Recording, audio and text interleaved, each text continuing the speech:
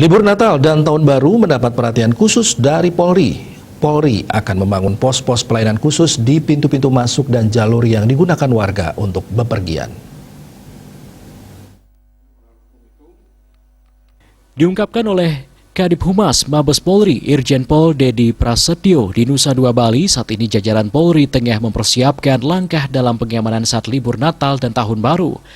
Sesuai Inmen Dagri nomor 62 tahun 2021 tentang penerapan PPKM level 3, jajaran kepolisian akan melakukan pengawasan mobilisasi warga.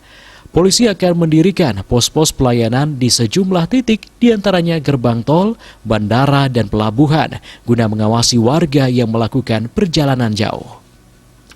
Semuanya diterapkan regulasi level 3. Ya, Polri sedang persiapan itu dan juga menggelar posyandu serta melaksanakan optimalisasi PPKM baik yang ada mulai dari tingkat RT, tingkat desa itu diperketat, termasuk lokasi-lokasi atau daerah-daerah yang menjadi tujuan ya para pemudik, itu posko PPKM-nya juga akan lebih dimaksimalkan.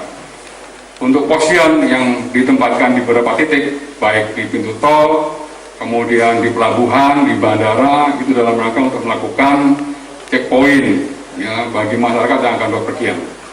Oleh karena setiap masyarakat bepergian yang mempersyaratkan, yang pertama adalah SKM, yang kedua harus sudah melaksanakan vaksin, ya, yang ketiga juga tentunya selalu diingatkan protokol kesehatan.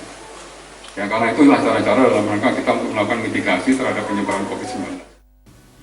Selain itu, jajaran kepolisian dan lembaga terkait akan mengoptimalkan penerapan PPKM level 3 mulai dari tingkat RT, desa kelurahan hingga kecamatan dan kabupaten. Langkah ini merupakan tindakan mitigasi dalam penanggulangan COVID-19 termasuk varian baru Omikron. Rais Wantara, Bali TV.